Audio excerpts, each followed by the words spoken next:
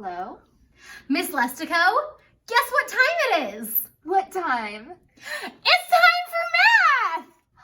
Yay! Hi, first grade, and welcome back to Word Problems. Today, we're going to take our performance assessment on word problems, so making sure that you know how to solve start, result, and change unknown addition and subtraction word problems. So we're going to review 2 word problems, and then you're going to get to take your test to see how much you know about solving word problems. Let's go ahead and look at our first word problem. It says, there were 7 ghosts in the house. Then some more floated in. Now there are 12 ghosts in the house. How many more joined? So I know the first thing I do when I'm setting up my word problem is make sure that I have a number sentence. So I have my start plus or minus my change that will equal the result or the end of my problem. So we're going to have to figure out if this is a start unknown, a change or unknown, or a result unknown word problem. I'm going to read it again, and I'm going to listen for the start of my problem. So it says, there were 7 ghosts in the house. So at the beginning or the start of the word problem, I had 7 ghosts in the house.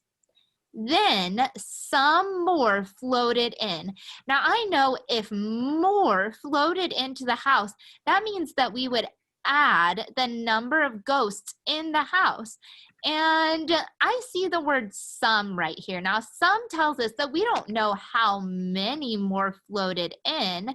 And so I know that I'm going to look for the change in my problem. So it says, then some more floated in. Now there are 12 ghosts in the house. So at the end of our problem, or the result would be 12 ghosts total in the house. Just by looking at my number sentence, I can see that this word problem is a change unknown word problem because I don't know how many ghosts floated into the house. So that's what I have to solve for. Well, let's go ahead and solve for it using a 10 frame. So I know that we had 7 ghosts in the house at the beginning. So I'm going to put 7 counters on my 10 frame to show the start of my problem. And I'm filling in from the left to the right and then the bottom. So I have my 7 ghosts that started in the house. And I don't know how many to add for my change, but I know that the result or my end number on this 10 frame should be 12. So I'm going to keep filling in dots until I hit 12. So I know I have 7, 8, 9, 10, 11, 12.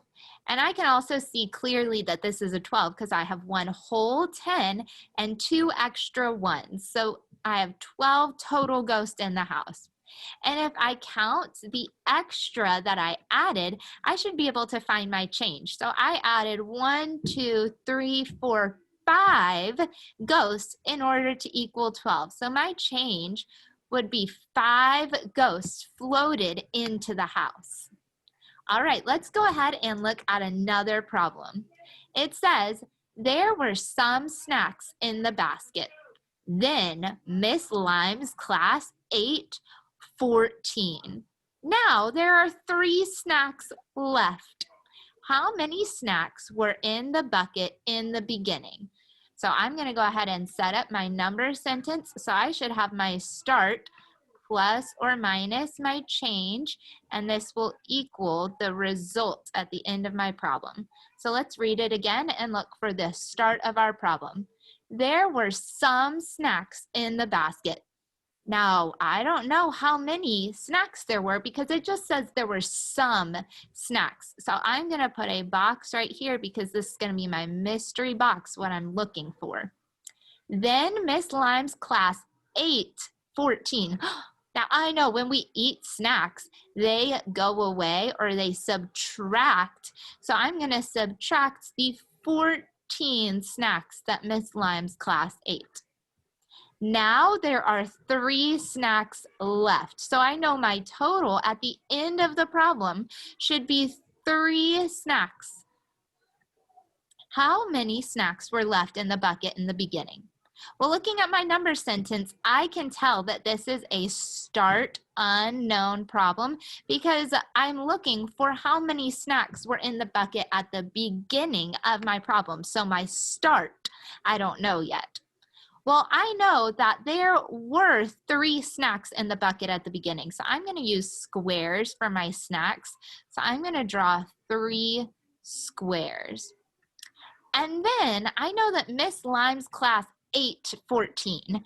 Now, what we do sometimes when we have subtraction is we pretend to put it back in our problem so that we could see if Miss Lime's class gave back those 14 snacks that they ate, I bet we could figure out our starting numbers. So I'm going to add 14 snacks to the 3 that they ate. And I'm making sure to leave plenty of space when I do this so that I can clearly count all of my snacks or my pictures from my drawing. So I have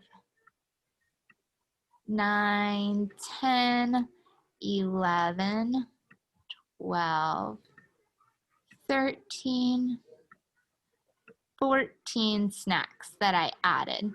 And I'm going to count this whole number together to get the start of my problem. So I had 1, 2, 3, 4, 5, 6, 7, 8, 9, 10, 11, 12, 13, 14, 15, 16, 17. So when I count all of those snacks together, I figure out that the start would have been 17 snacks. All right, now it's going to be your turn to take your performance assessment.